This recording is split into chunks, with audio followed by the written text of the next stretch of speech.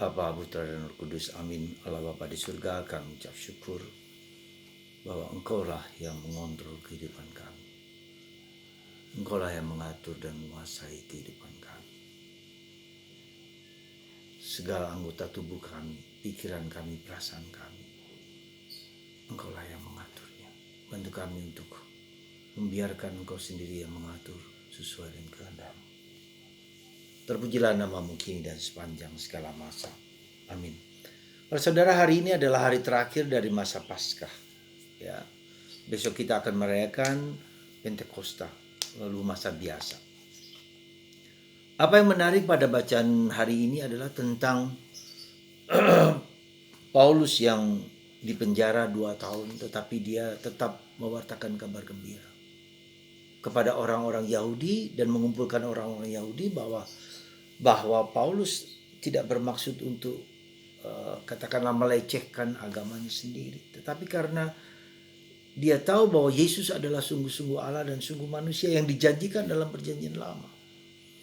Dan itulah yang mau kita sampaikan dalam tradisi gereja Katolik, adalah Yudeo-Kristian.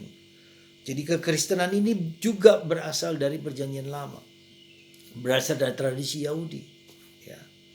Dan karena berasal dari tradisi Yahudi, maka ini menjadi perjanjian baru, menjadi kelanjutan dari perjanjian lama, tetapi ada yang tidak seluruhnya diambil.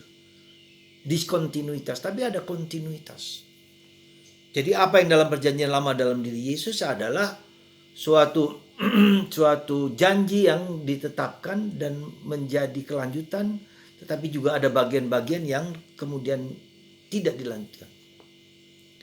Nah itulah, jadi kita lihat agama Katolik adalah agama pemenuhan dari semua yang dijanjikan dalam perjanjian lama dalam diri Yesus, terpenuhi dalam diri Yesus. Maka Yesus menjadi kunci, menjadi inti dari apa yang diharapkan, yang dilakukan, dijanjikan oleh Tuhan. Itu yang pertama. Yang kedua, Injil hari ini juga bicara tentang apa yang Yesus inginkan bagi kita. Ya, apa yang Yesus mau bagi kita.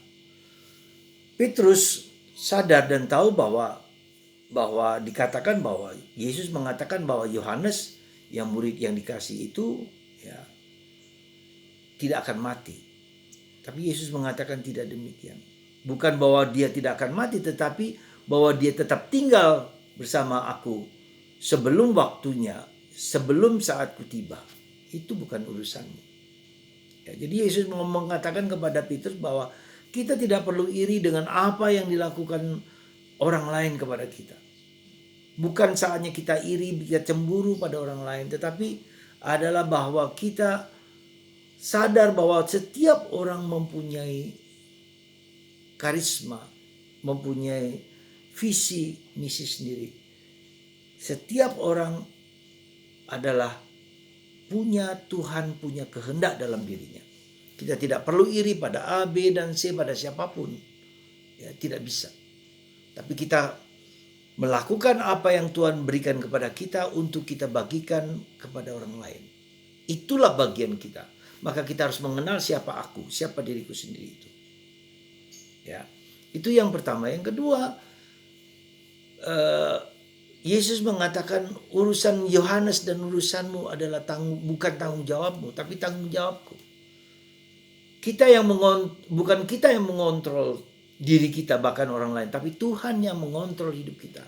Tuhan yang menguasai hidup kita, ya, bukan orang lain. Maka kita juga harus belajar tahu bahwa kita juga mempunyai tanggung jawab yang Tuhan berikan kepada aku. Saya tidak perlu iri pada A, B, dan C. Fokuslah pada apa yang harus kulakukan. Ya, jadi itulah penting bahwa kita berkomunitas. Penting bahwa kita bersama yang lain. Tetapi juga kita tahu bahwa kita harus menguasai diri kita sendiri. Kita juga harus tahu siapa diri kita sendiri. Kalau kita sakit, apakah saya tergantung dari orang lain? Bahkan suami istri pun ketika dia sakit, ketika ada sesuatu bagian dari dirinya yang tidak boleh diambil dari orang lain, atau saya mengambil dari orang lain, saya bahagia atau tidak bahagia tergantung dari saya sendiri. Nah inilah maka kita perlu sadar dan tahu bahwa hidupku tidak tergantung dari orang lain. Hidupku tergantung dari bagaimana saya mengisi hidupku dengan tanggung jawab. Dan itulah yang perlu kita sadari. Yang ketiga, bahwa sekali lagi yang mengontrol hidupku bukan aku, bukan orang lain, tetapi Tuhan. Disinilah saatnya kita harus berani menyerahkan diri kepada Tuhan. Ya, kita memang harus berbuat baik pada orang lain, tetapi hidupku, bahagiaku tidak tergantung dari orang lain. Semoga akhir dari masa pasca inilah membuat kita sadar bahwa kita harus bertanggung jawab atas hidup kita sendiri. Ya, kita harus berani membagikan, membuat berguna bagi orang lain. Tetapi lebih daripada itu, saya harus juga bertanggung jawab atas hidupku sendiri. Semoga Anda dan saya sadar bahwa kita sendiri yang harus mengisi hidup kita dengan penuh tanggung jawab.